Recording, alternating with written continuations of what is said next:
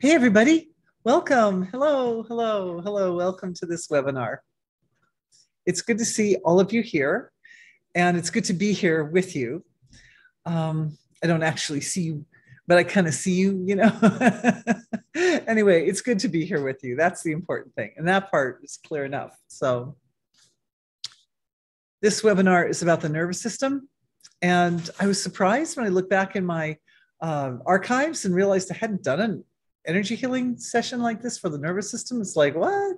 So such an important part of the body, right? I'm going to start with a brief description of what is energy healing for all the new people. And then we will follow that with 3 minutes of silence, because it's from the level of infinite, unbounded, eternal silence that all the resources for energy healing come. And then we'll do prayer of gratitude and dive into today's topic. Thanks for joining me. All right, what is energy healing? Energy healing is the process of using consciousness to affect physiology, basically. I mean, we come to healing because something's going on with the physiology that needs to be addressed. And of course, there are multiple ways of addressing everything. You can address a problem that's at the surface of life. That's where suffering shows up, is at the surface, material, physical surface of life. We can address it from the surface. But what I found, and what we all know intuitively is more effective, is to go into the root of the problem. That's the effective process. That's the path. So the root of problems does not lie at the surface. It does not lie in the physical material symptoms themselves, but it lies in the mechanics of consciousness that are behind the superficial effect, behind the surface. So energy healing is about bridging the gap between consciousness and the physiology, and very specifically between consciousness and the nervous system, as we will get into tonight. Anyway, energy healing is the movement of consciousness that takes place in the gap between consciousness and the physiology, at that very, very most delicate, most abstract level of the physiology that's like right next to consciousness. It's right next to the internal ocean of absolute unmanifest consciousness, absolute silence, absolute pure being. There are lots of words. There's a whole dictionary full of words for that. And I've got this picture of the ocean behind me, because the ocean part represents the ocean of infinite, unbounded, eternal consciousness, unmanifest, quality-less.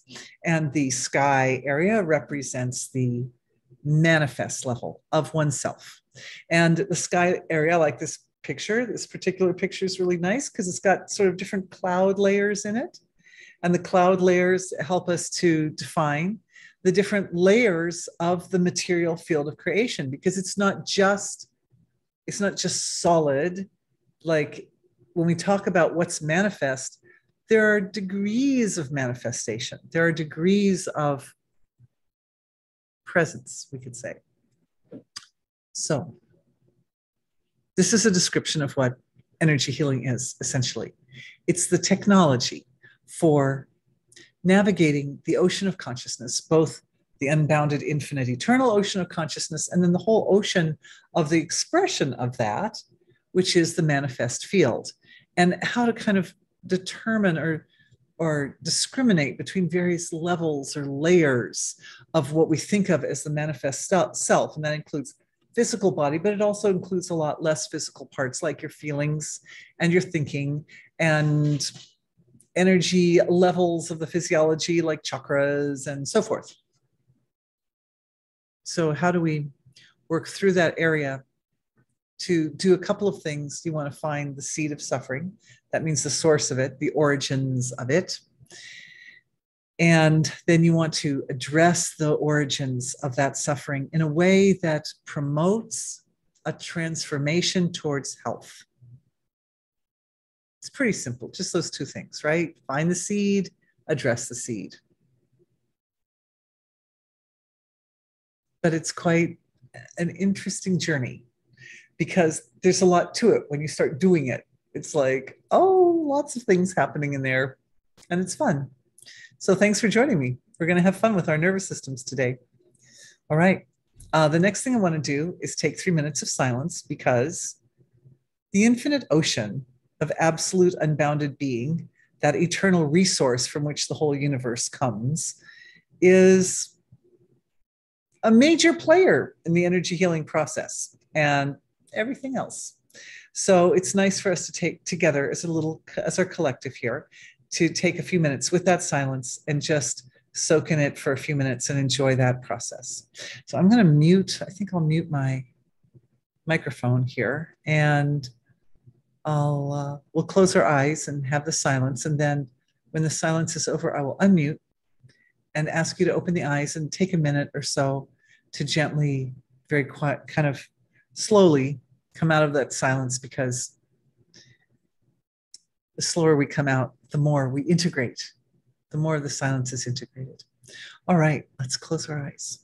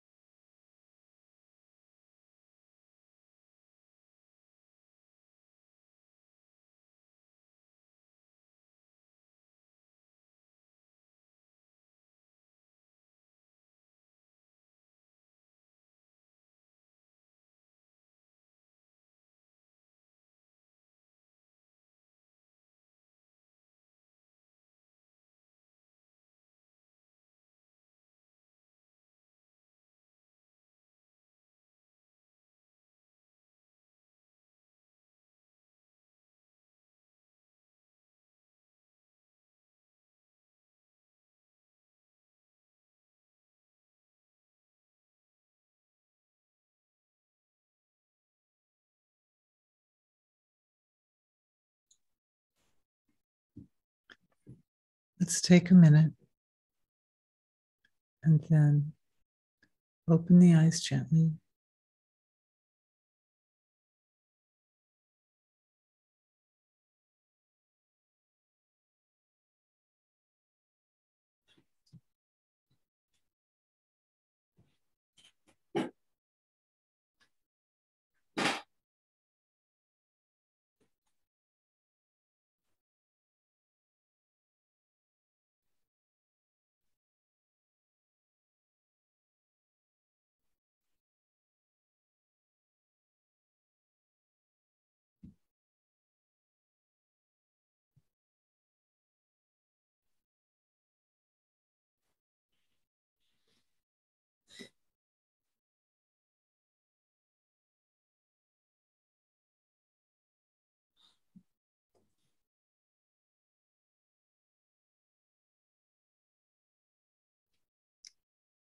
Thank you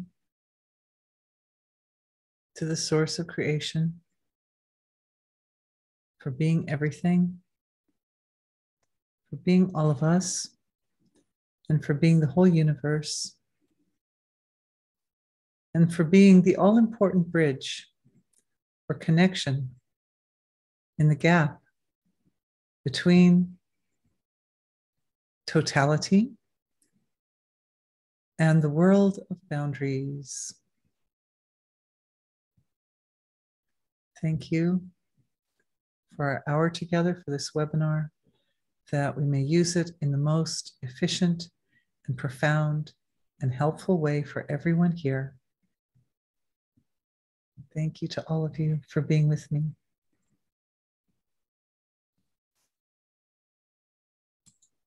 All right.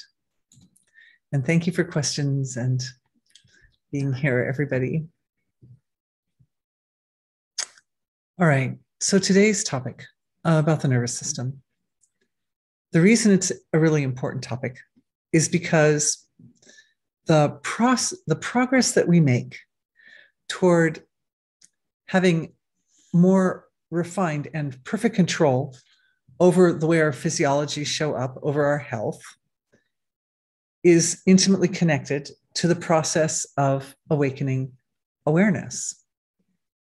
It so happens that the same skill set, the skill set required to use consciousness to heal the body, is tied in to the way that consciousness unfolds in the awakening process.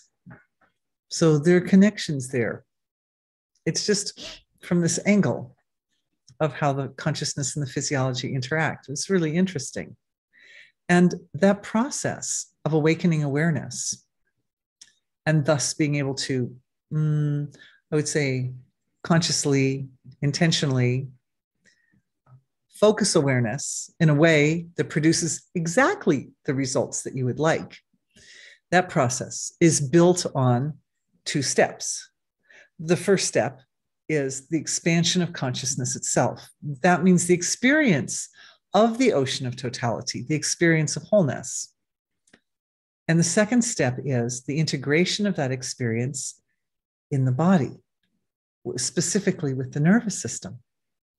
So the nervous system plays this really important key role in the process of awakening, but also in the stabilization of your ability to harness the potential of your consciousness to produce the effects that you want and to come up with a physiology that is happy and healthy and pain-free and well and heals really effectively, etc., etc.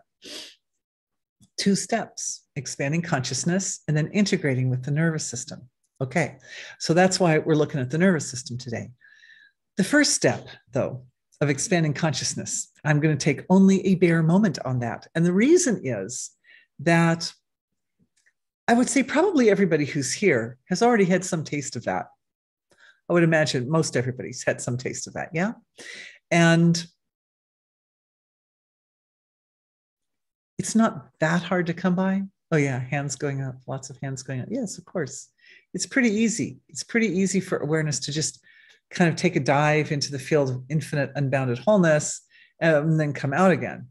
That's natural, and it happens between states of consciousness, waking, dreaming, sleeping. It happens between breaths. It happens between thoughts. It happens in every gap in your body, every junction point. I mean, that ocean of totality is actually present pretty much in every point of creation. So the part of actually reaching it on the level of perception, that part's pretty easy. The tricky part, and the part that takes time, is integrating it in the physiology. And of course, all of our physiologies are a little different. And if we think of the nervous system like a kind of filter through which awareness flows, and perception too, right? Perception and awareness flow through the filter of the nervous system. We know that everyone's filter is a little different. And nobody's filter is perfect. And everyone's filter only picks up a little tiny little slice of reality. So, and that's just by nature. That's by nature. So why? Why is that by nature? What is that nature? We need to understand it in order to transcend it. Well, we can transcend. I guess we can just transcend, but understanding it allows us to consciously position ourselves in relation to that reality, in relation to those laws of nature, so that the physiology and that the filter of the nervous system is in a continuously evolving state. And it wouldn't hurt if that continuously evolving state was also accelerating. Because as we know, the change in creation is also doing that. The evolution, the big universal evolution, is also doing that. It's also accelerating. All right. So every part of the body, every function, and every system, and every organ and tissue has its reality on the gross material level of creation, and it has its reality on the very subtle level of creation, not all the way into the ocean of consciousness. And the ocean of pure being is nothing, is no physiology, is just quality less, just pure amness, just folded in on its own nature. But here we could say in my diagram back here, from the horizon up to the top of the picture, that area is where we find the reality of the nervous system from its physical material, most manifest level, most physical level, all the way down to finer, finer, finer, more and more and more abstract, more and more fine. And then finally at that little tiny point right before the absolute, then we find that there's the nervous system also has a reality there. And that's the point where energy healing is done. Like that's where we move consciousness. Right there in that gap between the ocean of being and the finest relative is where we focus awareness to move consciousness, to restructure the foundation upon which the whole manifest field is formed. So it's good to look at the nervous system at that level. So just take a second. Oh, I was saying that everybody's nervous system is a little different. Oh, and why is it a little different? I knew I had lost a thread there. Okay, so just to pick that thread up again. Human beings occupy a unique position in creation. And I have talked about this before, so I'm not going to dwell upon it extensively. But the ocean of totality is creating the whole universe. And within the context of the whole universe, there is a place for human beings. If there wasn't, we wouldn't be here. And our job is to reside up here, or mostly like the primary focus of our existence is at this physical material level of creation. Right up, if we're looking at the diagram here, it's up here at the top of the diagram, physical material. And that's the area that is most constrained by boundaries and limitations, boundaries of space and time, and all kinds of other boundaries too. Like I'm this big, right? That's a boundary.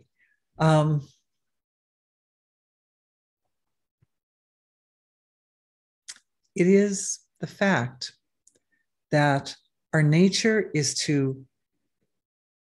for our awareness to sort of present itself out into the material level of creation that is responsible for our ability to fulfill our cosmic dharma, or our cosmic task, we could say, our cosmic responsibility,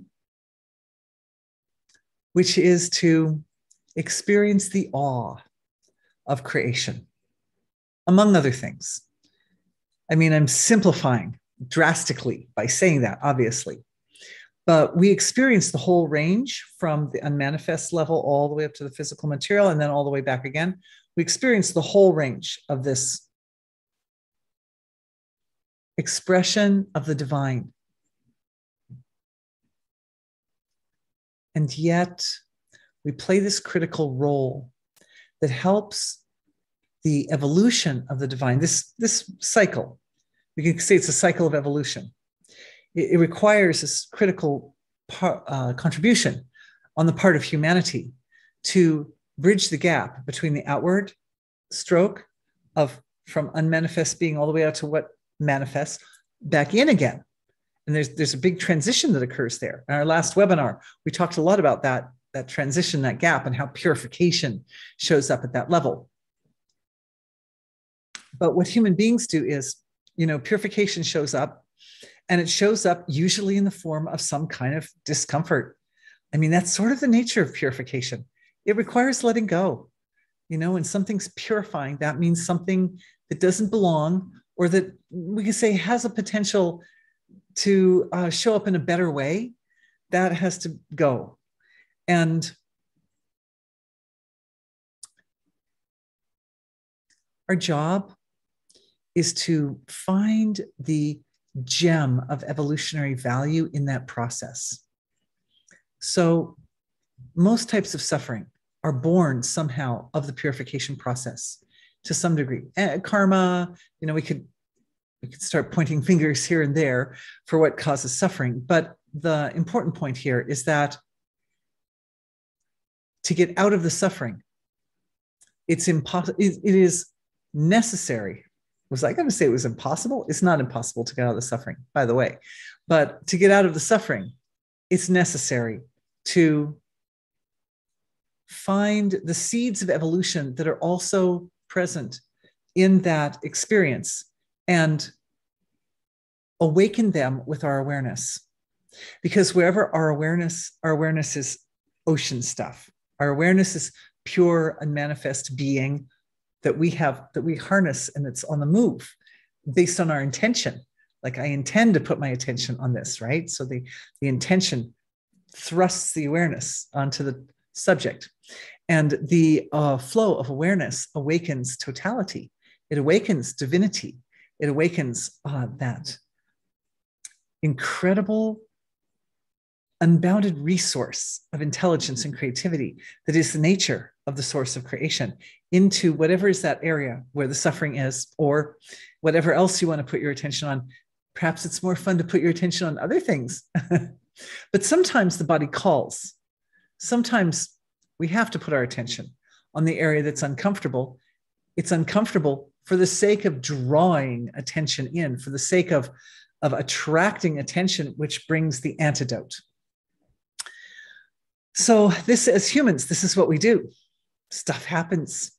Stuff happens. And when our attention goes there where the stuff is happening, and when our attention goes there, it wakes up totality. It wakes up the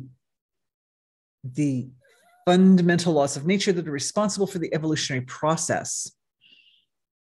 And by doing that, it illuminates the evolutionary value of whatever is going on in that suffering, in that purification, in that tapas.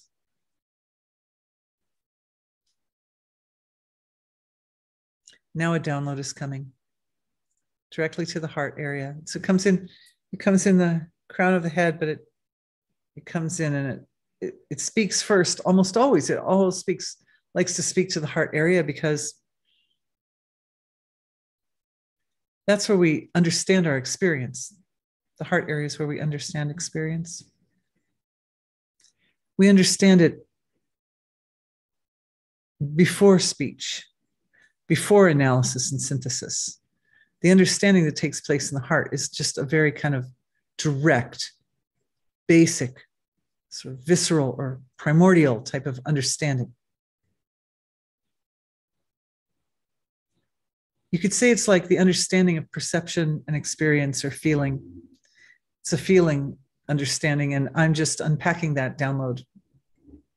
And the first value that I'm seeing, which is not uncommon, very commonly, the first value that I see is compassion, some sweetness. Only this compassion shows up in so many forms, so many flavors, so many nuances.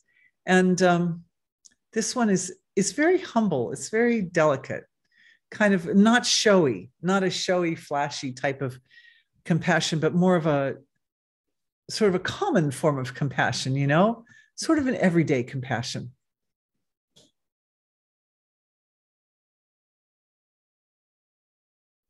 It's the kind of sustained energy that carries carries the flow of healthful change in the body day after day, year after year, month after month. It's kind of a nice, steady. It's nice and steady. One of the things about the nervous system is that it's by nature moving. The nervous system moves. And the movement is very delicate. It's a very delicate movement. And the stresses that can crop up in the nervous system, well, besides the fact that they often have some underlying discordant feelings associated therein,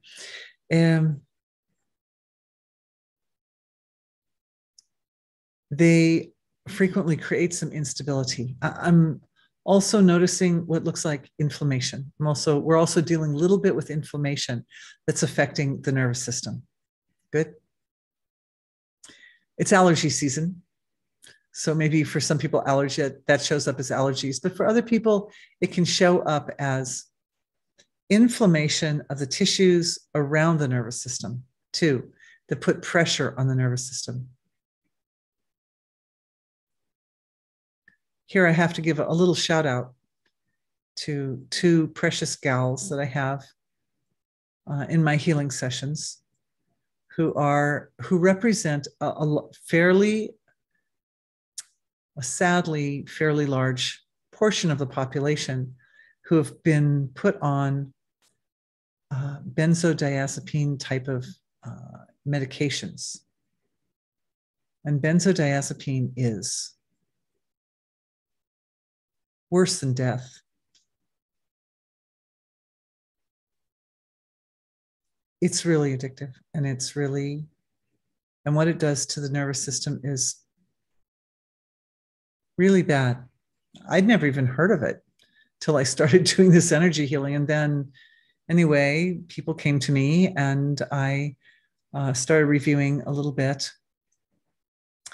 and was shocked to find that these drugs are given to people all the time and have been since about the 1980s for all kinds of stuff that could be addressed directly with things like diet. Like one of my ladies came because it was affecting her thyroid. And thyroid is, of course, an important player. It's a gland, but it's an important player in relationship to the digestive system. And, my experience working with the thyroid is that there are many ways to address healing for the thyroid, and it doesn't have to be addictive, terrible drugs. But I think my mind brought that up because when we're looking at inflammation in the nervous system, the inflammation that these women are experiencing is really over the top. Okay. So we include everybody, whether they're watching or not. We include everybody that who has any inflammation whatsoever, either in the nervous system itself or around the nervous system. And I'm just letting my awareness, just focusing my awareness in a gentle way into the body's immune system, which is the part that's responsible for the inflammation, and into the dynamics of how that inflammation shows up and how it affects the nervous system. The squeeze, it's like it puts a squeeze on the nervous system. And I'm seeing that there are different types of inflammation. Inflammation can be caused by an immune system response specifically. It can be caused by, of course, as women, we all know it can be caused by retaining water, right? It can also be caused by retaining other elements other than water. It looks like, and I'm just seeing this for the first time, like toxins. If they're toxins that are affecting the nervous system, that also can create some type of inflammation in sort of the same mechanical way that, being bloated can.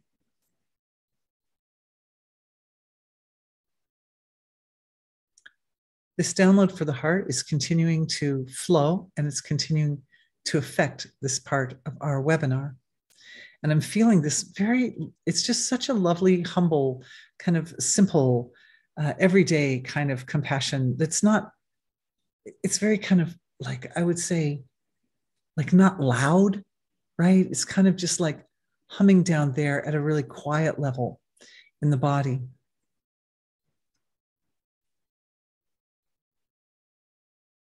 And this compassion is connected to a truth.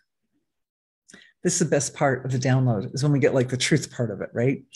The mind, that the thinking part of the brain the logical part of the brain can access. And that truth is that because every particle of creation is actually created by, it's like a byproduct of the ocean of pure being, that creates a sort of kind of like a safety net. It kind of creates a sort of safety net that ensures that what happens will ultimately be for the best. It will ultimately be for highest evolution. It doesn't always seem like that, right? You know, I'm sure, you know, when you look around at world events at the moment, conflicts that might be happening in different parts of the world, and we can see that when people are facing crises head on,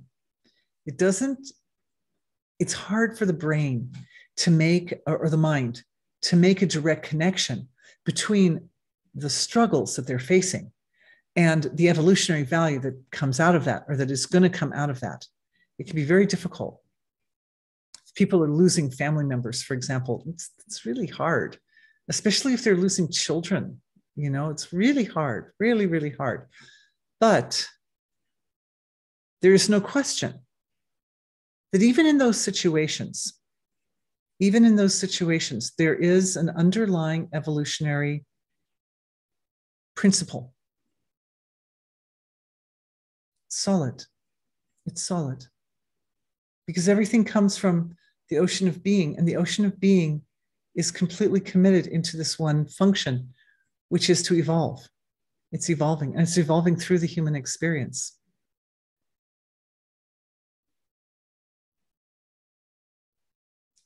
One thing that certainly increases people's ability to feel compassion is to experience suffering or to see suffering in others. Not that that's the best way, not that we want people to develop compassion that way, but that is an evolutionary effect that can come from that process.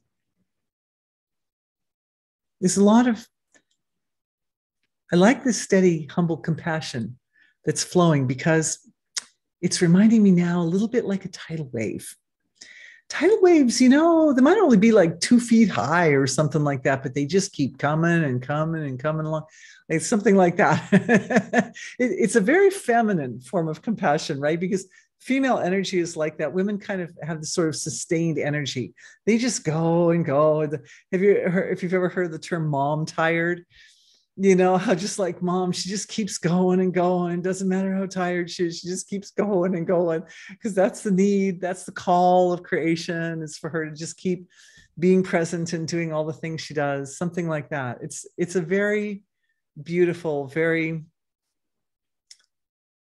it's a compassion that has a incredible power within it, because it is so sustainable. It's so like kind of quiet. It doesn't take a lot of energy to make it happen. So it just keeps coming and coming in. And I really am feeling that through a whole healing collective, even as I mentioned the conflicts, of which I will not mention more detail on that account, because, you know, we're on YouTube and just one has to always be careful. But how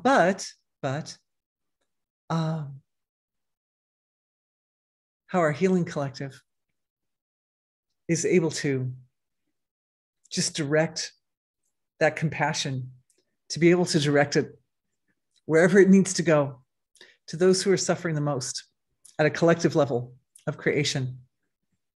And you can bet that by doing that and participating in that and becoming like a kind of open channel for this very sweet, kind of quiet, but very sustained compassion to keep just flowing and flowing and flowing and flowing and flowing and flowing through you, that you're like the innocent vehicle for that compassion to flow to those individuals who really are suffering the most at this time.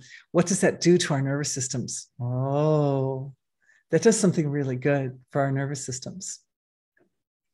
I mentioned at the beginning of the session how important integration is with for the nervous system. Nervous system needs to be able to integrate totality.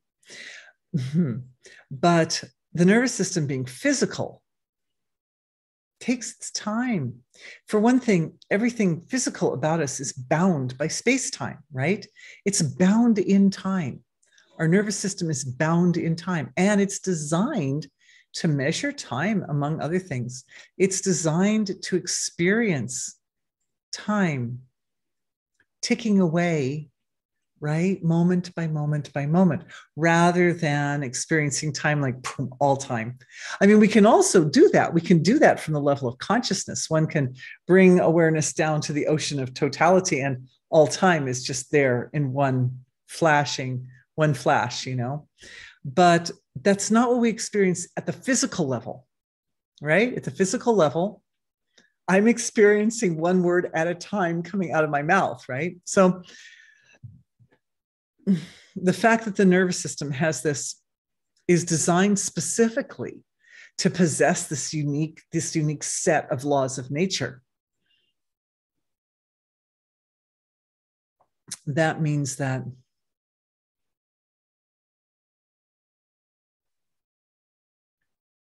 the integration process is not instant.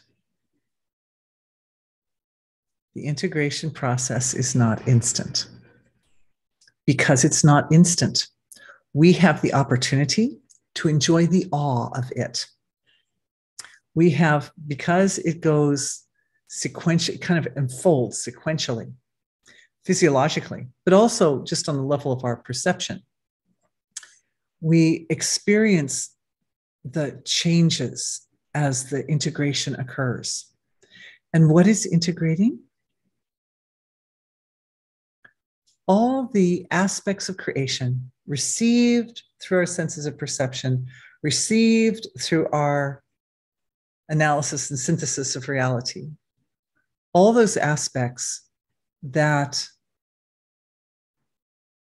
gracefully and efficiently and beautifully and profoundly embody totality, that embody the ocean of being. That's what integrates. First, the purification happens, right? Well, okay, first the expansion happens and something's created in the material field.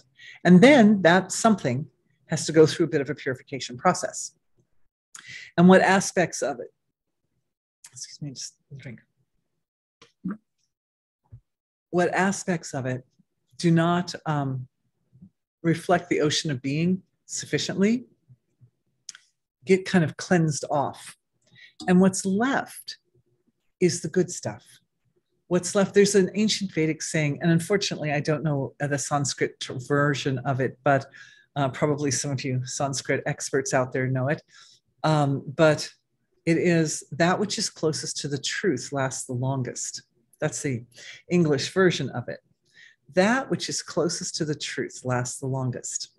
So lots of stuff gets created. Lots of ideas come up, lots of manifestation happens all the time.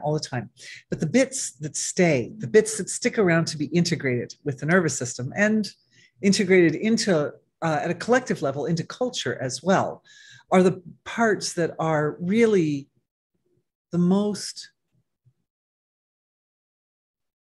pleasing, we could say, expressions of totality from the perspective of totality. Because the laws of nature of purification, well, expansion, purification, and integration, those laws of nature, they are divinely created, right? They're laws of nature that are exercised in all parts of the universe. is not just a human construct. So the decision of which part is worth keeping and which part is not worth keeping, that decision is really made on the level of divine intention. Now, as I say that, it sounds like divine intention is like something out there or somewhere, but it's it's really not. Do I sound like a Westerner when I say that? Yeah, anyway, it's not. Divine intention is that impulse of expression that comes from the infinite ocean of being that's literally in every particle of creation. And it really is literally every particle of what you are is also divine intention. But because of the laws of nature that govern the physiology and the nervous system, and then hence the way our awareness flows through the vehicle of our being to this world, that divine intention, that subtler aspect of nature's intelligence expressing, tends to be obscured or covered up by all this sensory input in the relative field, right? So, and I think I've shown, I'm going to show you guys, I think I'm going to show you a diagram here, because I've shown this diagram before, oh, so many times. But it's just such a simple and good one. I really like really simple diagrams, because when we're talking about abstract things, it's really easy to kind of like not get it because it's so abstract. But you know, diagrams, where am I? Oh, I opened the wrong.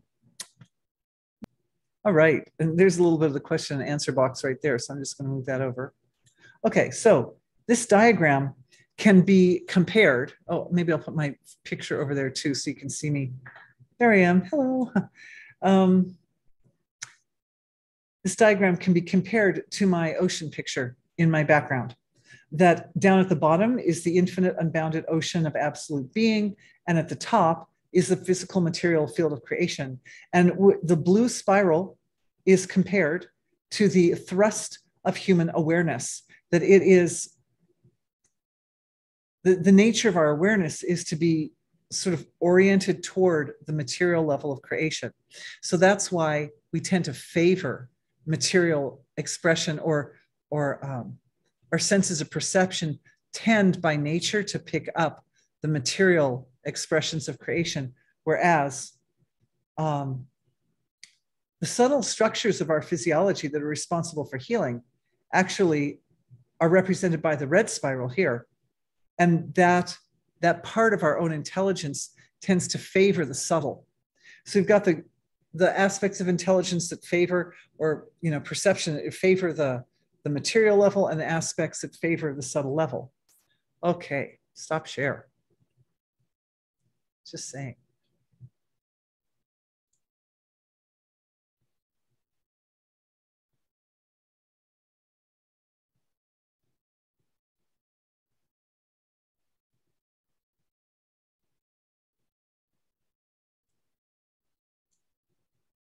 I'm going to answer questions in a few minutes.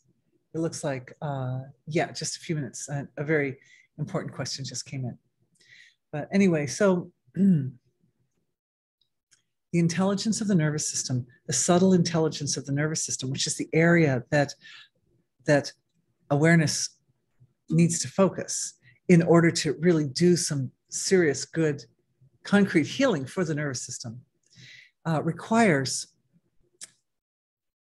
growing past the tendency to focus more outward and to become more proficient at both focusing inward and outward at the same time, and learn to be able to focus in both directions at once.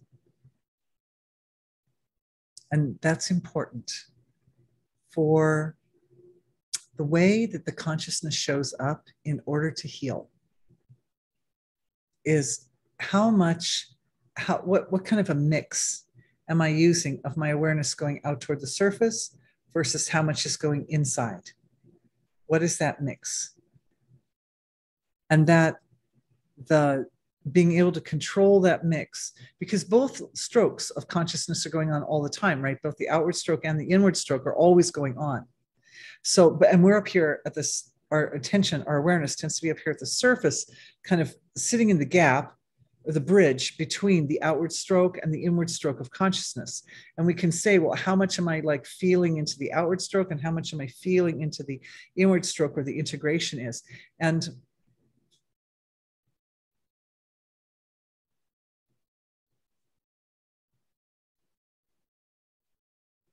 it's another download. It's a really big, abstract, complex download that's being received by everybody to sort of grasp the details and the laws of nature associated with that process of inward and outward and balance of inward and outward.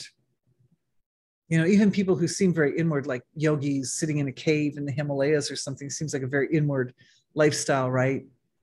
And they don't stop being in their bodies until they stop being in their bodies. Like they're still in their bodies. So there's still some outward element there. It just is. It just is. The compassion is still flowing. It's amazing. It's like that flow of that lovely, humble compassion seems to be like a sort of a sustaining characteristic of our session. One of the things it's doing, among other things, is it's calming down the autonomic nervous system so that the autonomic nervous system can function optimally. Because that's the part of the nervous system that activates in response to experiences. And do we fight or flight, or do we fawn and freeze, or do we like take the experience like, well, this is exciting, and use it to stabilize infinite being?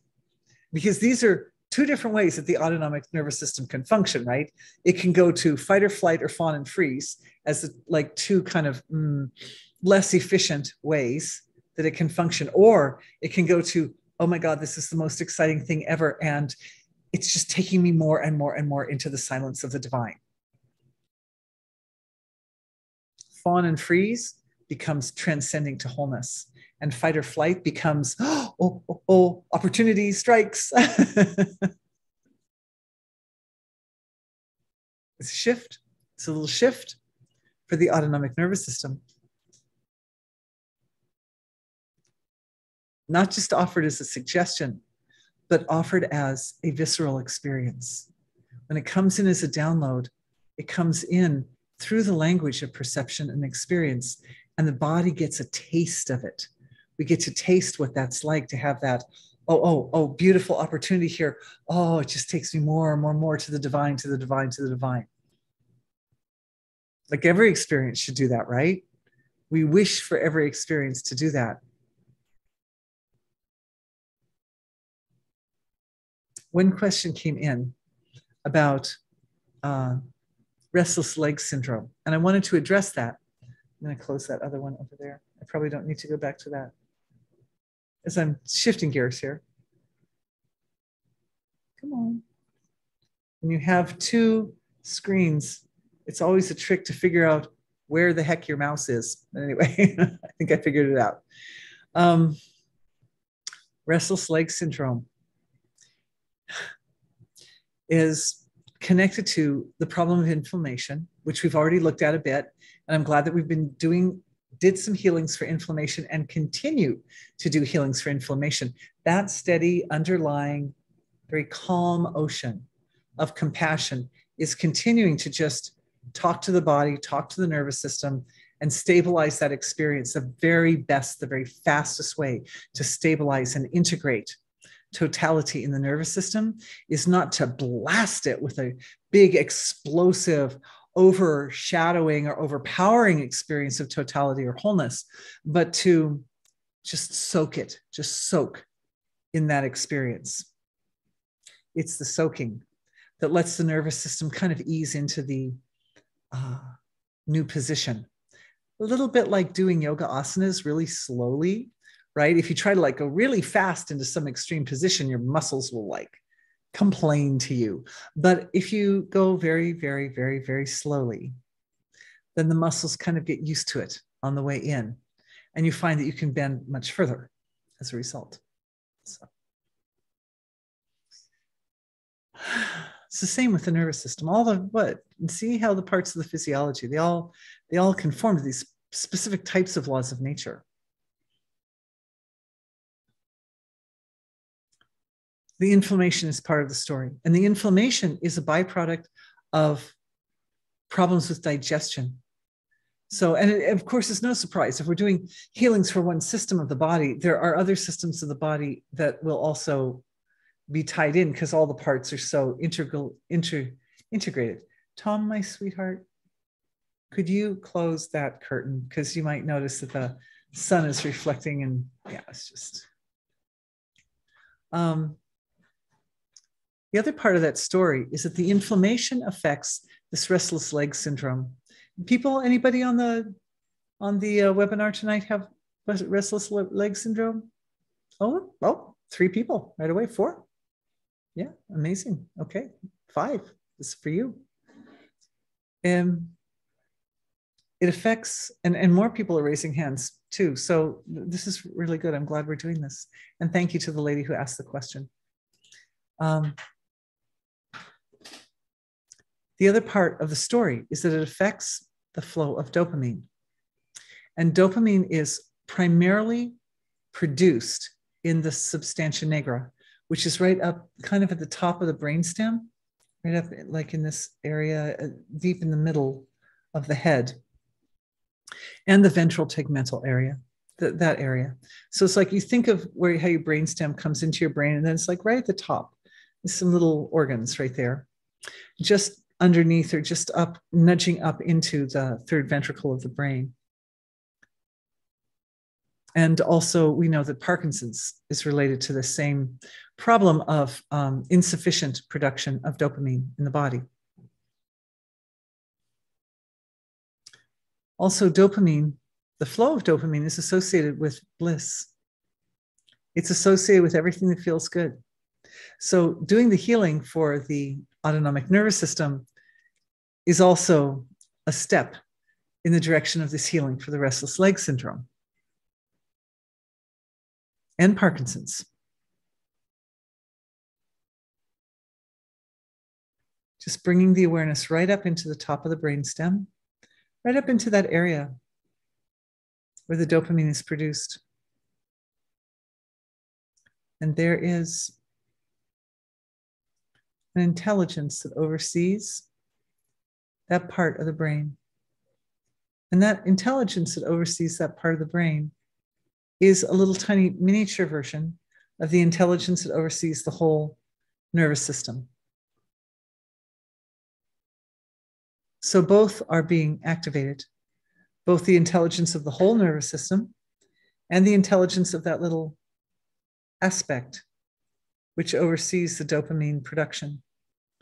Evidently, a certain amount of iron is required for dopamine production, which is one reason why the substantia nigra is the color that it is. It's nigra means black, because it's like a little tissue that's a very dark color. And it's partly a very dark color because it has iron in it. And for people with Parkinson's, it's not dark. It's white. It's not supposed to be white. Is it because there's not enough iron in the body? No, there's a lot of iron. It's because the physiology isn't metabolizing the iron appropriately. It isn't processing, it isn't getting the iron that's in the body to the places where it needs to go.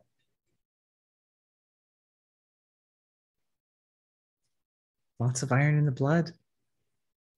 Lots of blood flow to the brain. Lots of iron in the blood, able to ride on the waves of compassion coming up into the brain, into the brainstem, and into that area, the substantia nigra and ventral tegmental area, to infuse the iron from the blood into those tissues that need the iron to produce dopamine.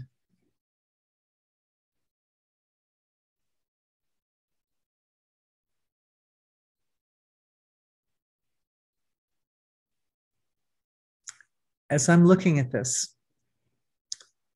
the energies, the purification. The purification is a cleansing or clearing of guilt, shame, embarrassment, regret, and remorse from the circulatory system and from this area of the brain.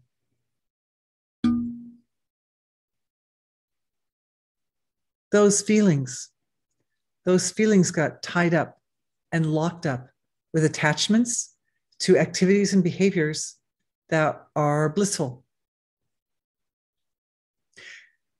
Behind that are beliefs that are also clearing. And the belief that enjoyment is not spiritual or is not like pleasure doesn't actually support the evolutionary process. Oh, how about that for an interesting belief? I'm just finding it. I'm calling what I'm finding. So that belief that happiness or joy or bliss is in opposition to the evolutionary process, it's just not true.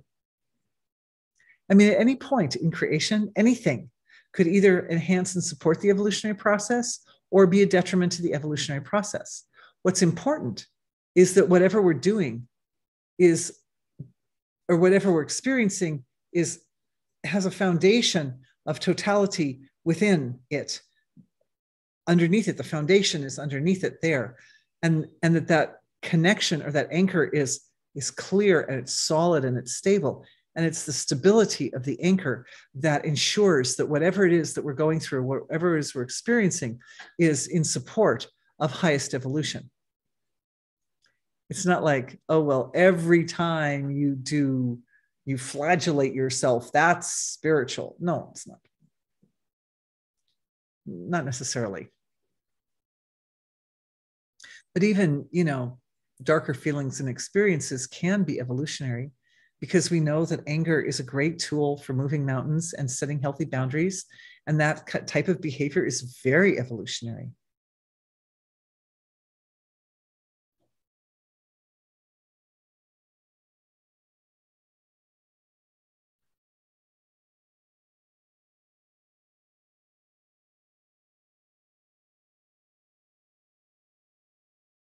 More downloads. Downloads on all accounts. I'm just kind of holding that space of silence as the energy moves in the gap to restructure the way in which the body metabolizes and distributes iron in order to support the healthiest, most robust flow of dopamine.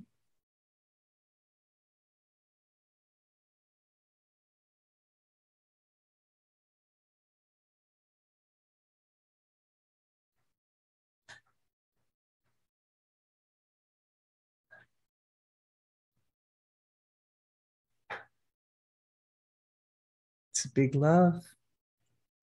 It's a big love from the flow of the divine. And of course, those types of emotions, acceptance and forgiveness and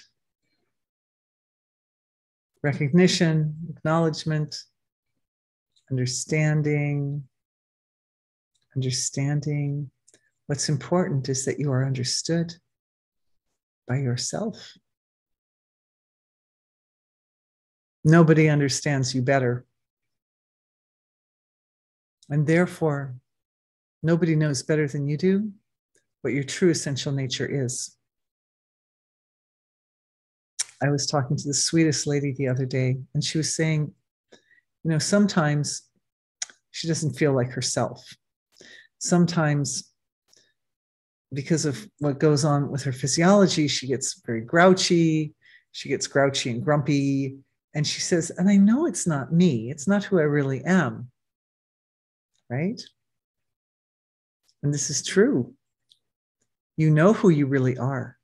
You know who you are, the you that has always been here and has always been you, even when you were just so tiny, when you were just a baby and you couldn't even talk.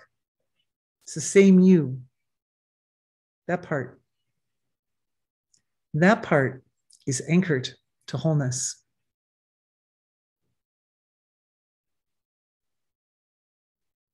Part of the process of healing, this ability to open up to the flow of bliss in your body, is a process of redefining who you are. Because any belief that you don't deserve the bliss will contribute to its blockage. It won't totally block it necessarily, but if that's going on day after day, month, like as a kind of little underlying current, like an undercurrent, right? Which maybe is why during today's healing session, we have the undercurrent of compassion there, because that compassion catalyzes the healing process.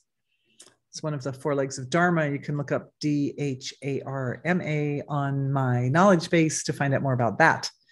But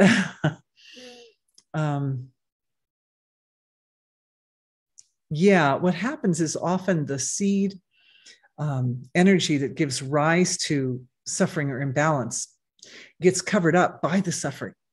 So the suffering itself kind of blocks the person's ability to figure out what the heck is causing them to feel so bad.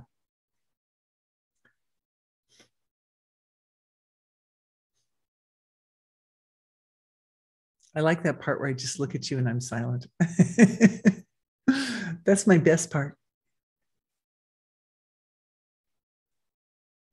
So what we need to do, and what we're doing in energy healing, is we're kind of uncovering that seed. And what happens is the seed will get in there. It'll be like down here is kind of part of the initial intention of something that's related to suffering at the surface, like the restless leg syndrome. And then we're so caught up with the restless leg syndrome and everything else that we kind of lose track of what was the original seed. And the original seed was that, well, I just don't deserve to be happy. That's the original seed right there. Because the dopamine, which is responsible really for keeping that flow of like smooth flow of energy through the nervous system, not that choppy energy that makes the legs restless, that is administered by sufficient amounts of dopamine in the system. And the thing is that once we're at the point where we're kind of caught in the uncomfortableness of it, the uncomfortableness of it can sort of add to the creation of a kind of vicious cycle that, well, I'm so uncomfortable. Obviously, that's proof that I don't deserve to be happy. And like it goes around like that. So the other part of that, though, is there's this false belief in there that I don't have access to that seed anymore. The seed got covered up and I can't find it. And that's actually never true. You can always find it.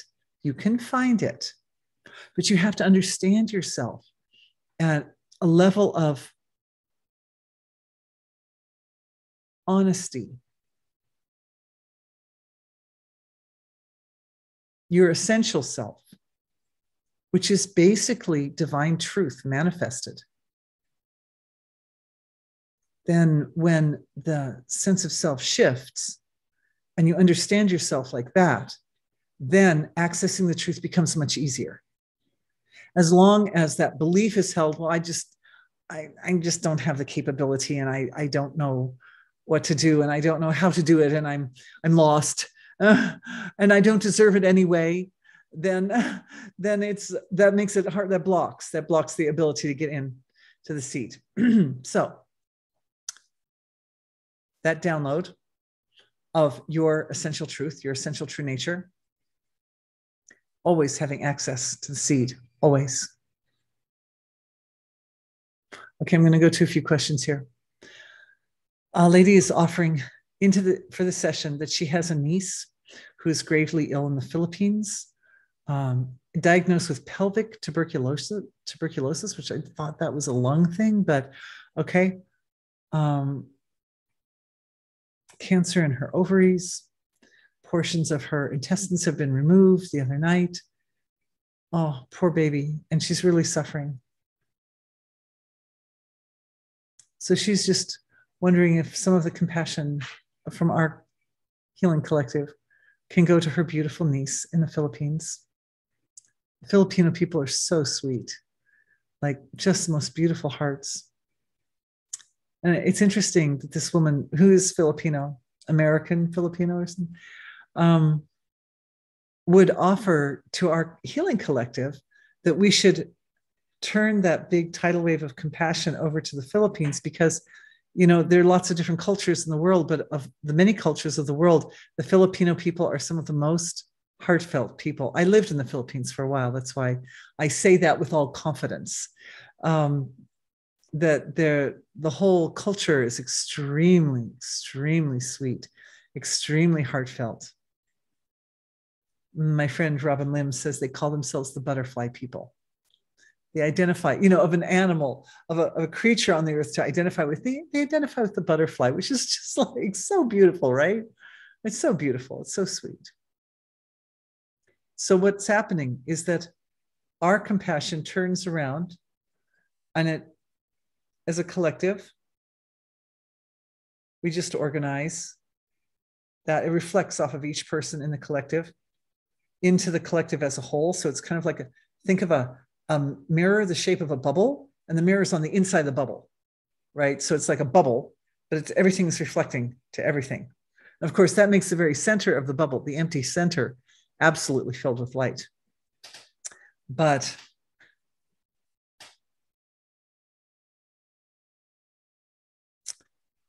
there's a sound resonation in the solar plexus. That's where her problem is, by the way.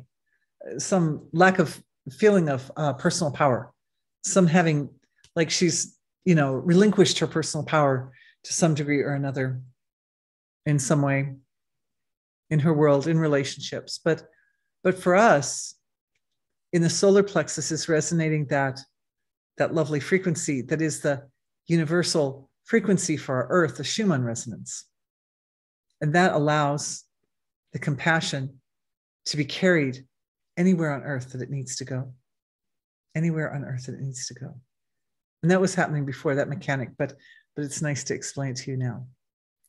And to allow it to go to the beautiful Philippines, the people of such exquisite heart, that our hearts go to their hearts and help to heal.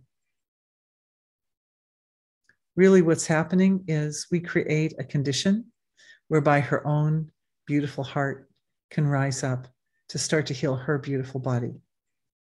That blockage was there because she was not feeling powerful. She had relinquished her personal power. She'd given it away in a relationship. That's what it looks like to me. Thank you for asking. May she heal well and quickly.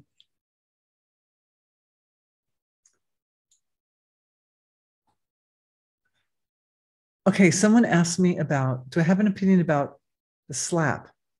And I'm not sure I know what the slap is. It sounds like more of a modern colloquialism, of which, being an old person, I'm not completely familiar. If you would like to elaborate, do so. And then I will let you know what I think. Thanks for asking. Sorry. What about tight muscles or aching calves? Cramping in the calves is often due to lack of sufficient hydration. I know because I got it a lot when I was pregnant. It's really common for pregnant women to get those tight muscles or those cramping. And that means you need to drink more water. Drink water. That one has a simple solution.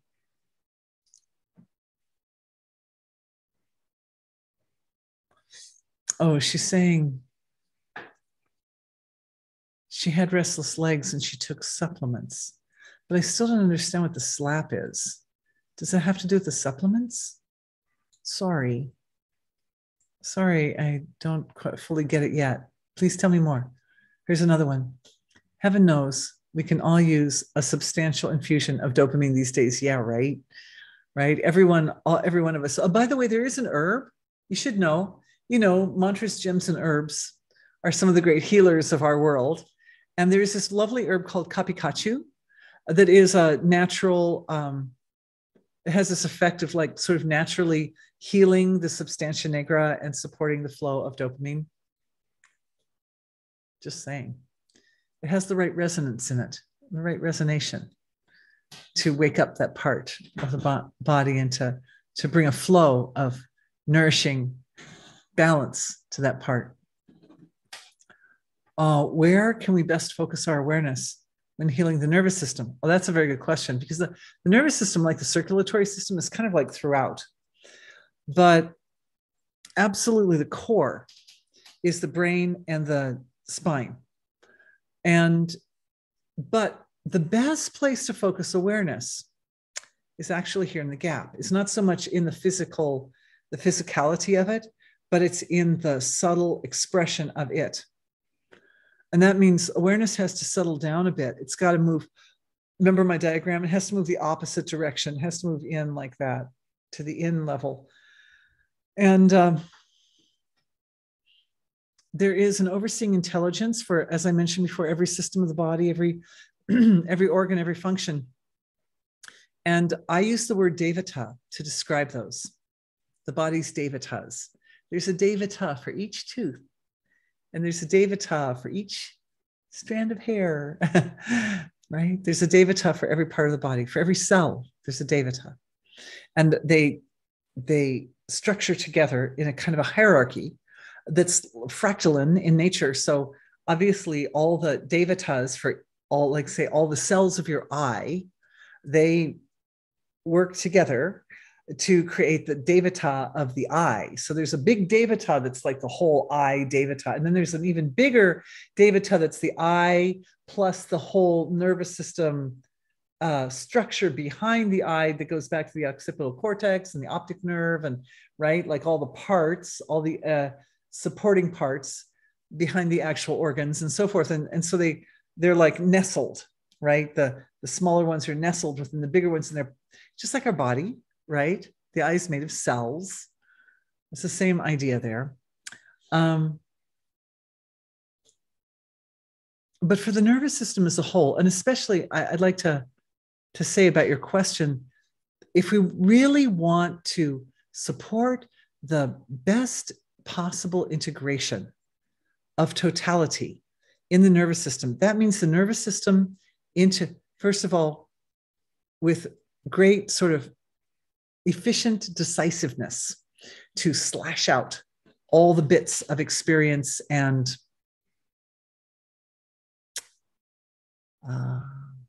I'm going to just say experience, all the bits of experience that are not useful for evolution, that do not reflect your essential, true divine nature, right? Like those bits. So for the nervous system to quickly discriminate which are the parts that it doesn't need for evolution, and then very, very, very efficiently and very thoroughly and very deeply soak in the parts that really belong, that really give rise to shape in the nervous system. And I think I've mentioned this in previous webinars, that the nervous system changes a lot. And I think 70% of the dendrites in the body change every day. Dendrites are kind of like the little branches that come off of the core of the nerve cells. And they represent the way that our brain makes connections. So we change the neural connections in our body, 70% of them every day. So in 2 days, you change them all. And what determines how they change, like which ones get smaller and which ones get bigger, is all dependent upon choices of where to focus attention.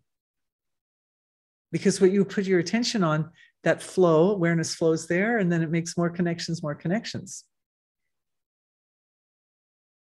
And the fundamental of what determines where you focus your attention is who you know yourself to be. It brings us back to that. I haven't used the E word yet, but that would be ego. If we think of ego as sense of self, who you know yourself to be is the determinant on where you focus your attention. Because if you know yourself to be a stamp collector, then you focus on stamps, at least some of the time, right? If you know yourself to be a yogi sitting in a cave in the Himalayas, you focus on yoga, your asanas, you do your asanas.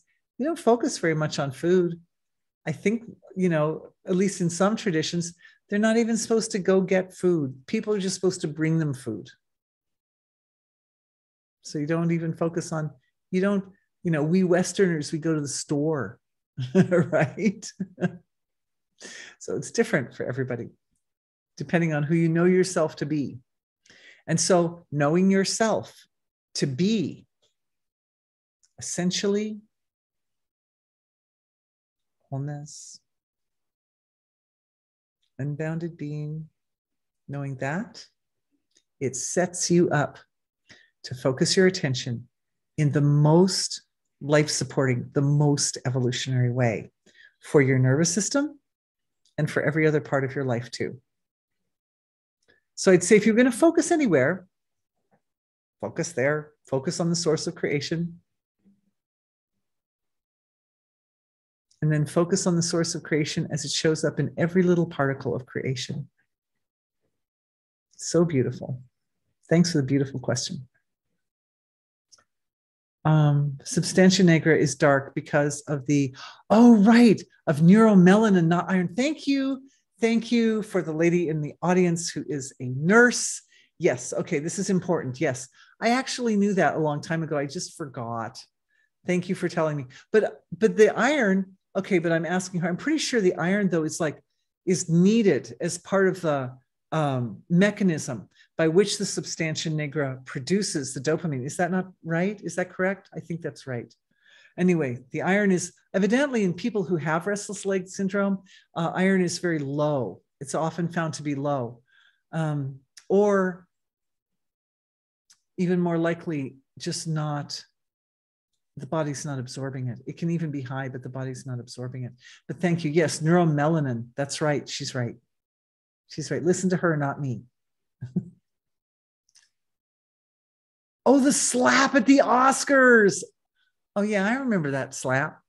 Yeah, lots of people are talking about that slap. It's kind of, for me, just, do I have an opinion about the slap? Yeah, thank you for asking. Yeah, I should have known what slap you were talking about, lol. Yeah, I saw that slap and I decided it wasn't worth my time. I mean, people are just,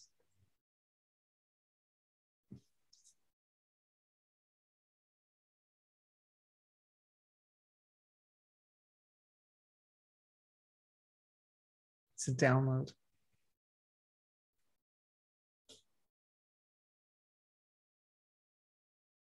Everybody does what they feel is right and best. And people's priorities are different. And so, one man's priorities might be to stand up in defense of his wife, what he feels is defending his wife. And another man in the same situation might laugh it off and just, know that this is showbiz, this is Hollywood, and that's just the way showbiz is. Everybody does it differently. But you understand a lot about people by seeing how they handle themselves, right? And when people are really famous and they're often in public, and especially these days, everybody's got cell phones and all that, so when a person's in public, even if you're not famous, if you're in public, there's a very good chance that if you do something, somebody's going to pull out their cell phone and take a picture of you. So, what we do is a lot more on display now than it has ever been. Everybody, even the events that are taking place right now in Eastern Europe, whose names I will not mention, I don't think there's ever been such an event as that is covered in so much detail. It's covered in so much detail. You can just go on YouTube and you can just see right there. It's like you're at the front lines. You just see it like you're right there. So yeah, everybody does it their way. And when people take actions like that, that's a reflection of their consciousness. That shows it's a big public display and demonstration of the level of their consciousness. And when people do things that support evolution, They inspire everyone. And when people do things that are not evolutionary, they stand as a horrible warning to everyone else. So we all have choices. I would say, regarding the slap, I think we can all just take that as a lovely opportunity to look to our own behavior and see the best ways that we can handle ourselves in public or in private.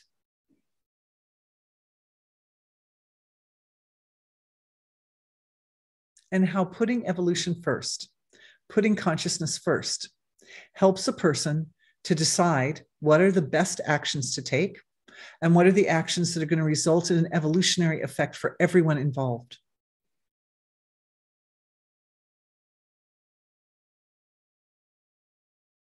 We're all learning.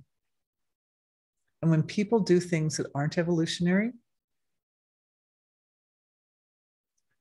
they essentially sacrifice themselves for the sake of everybody's lesson.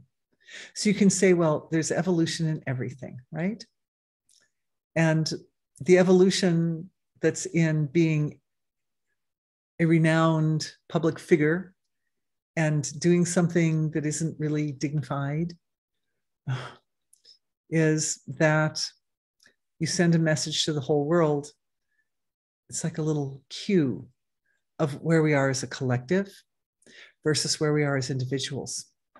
And what we'll find is that as individuals, we're at the mercy of the collective to a certain degree.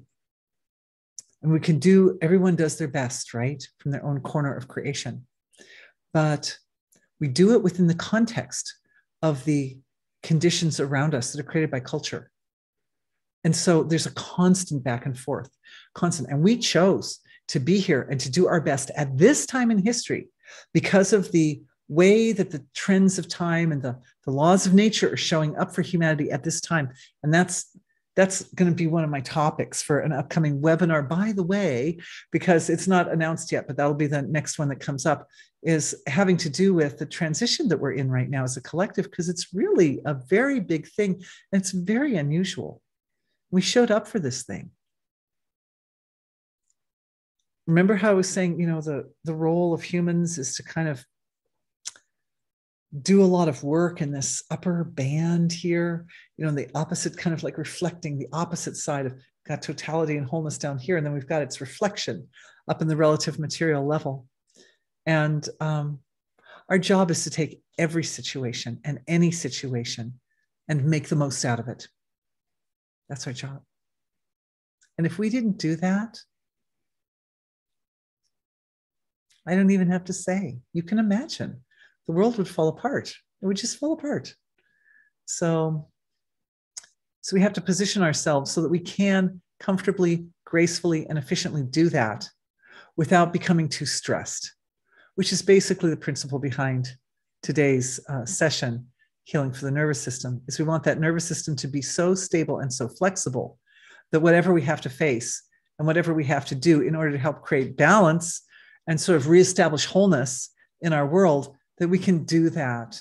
And it can be a joy. It can be exciting, an exciting opportunity, and also bring us into deeper levels of wholeness, experience of wholeness, right? Yeah, that's the idea. So John Stuart Reid of cymatics, we love cymatics, says that sound is not really a wave, but more like a bubble surrounded by a membrane. Oh yes, no, that's really true. I studied music most of my life, so I totally concur with that. I'm not a nurse, but I am a musician.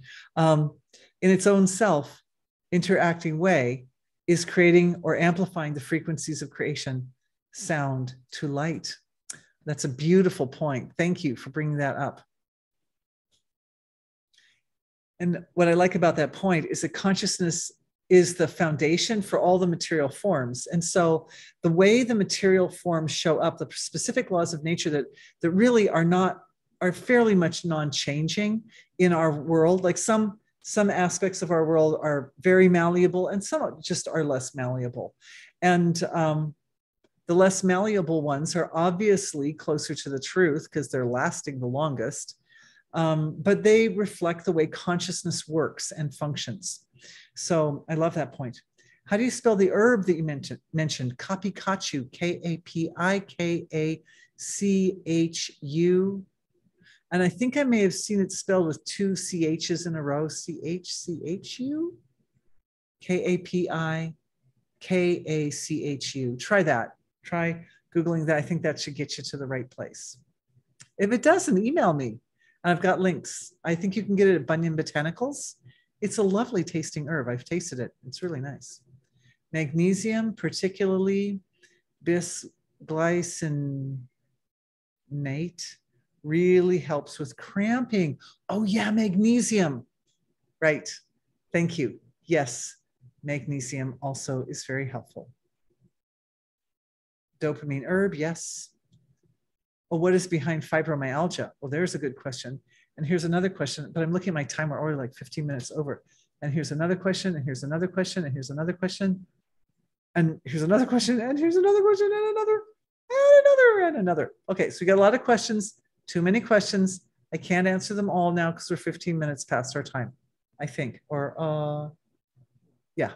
So what I'll do is, as usual, I'll start in tomorrow with questions because I also have European questions. The Europeans will be, more Europeans will, I think some Europeans are actually with us tonight, which is like 2 in the morning their time. God bless you all for that.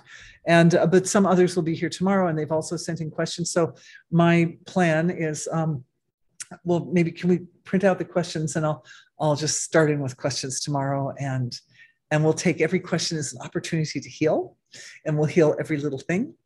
And thank you for being with me tonight, and for all your great questions. I really appreciate this time that we have together so much. It's really wonderful. So bless you all. Thank you, dears. And do join me tomorrow. And if you can't join me tomorrow, don't worry. You will get the recording of tomorrow's session, even if you don't join me, because you participated in today's session. And remember that these sessions that when you pay to join me for these webinars, they're by location, they're per location, not per person. So you can invite as many friends as you like. I like that when you invite your friends. Share the bliss, spread the bliss around. And when I send you the recordings, share the bliss around and send the recordings to your friends and anybody who you think might be able to get some value or benefit from it, because the more we heal in this world, the better it is for everybody. All right. So on that note, I'm going to say good night. Good night, everybody. Thank you for being with me. And I'll look forward to seeing many of you tomorrow. Bye.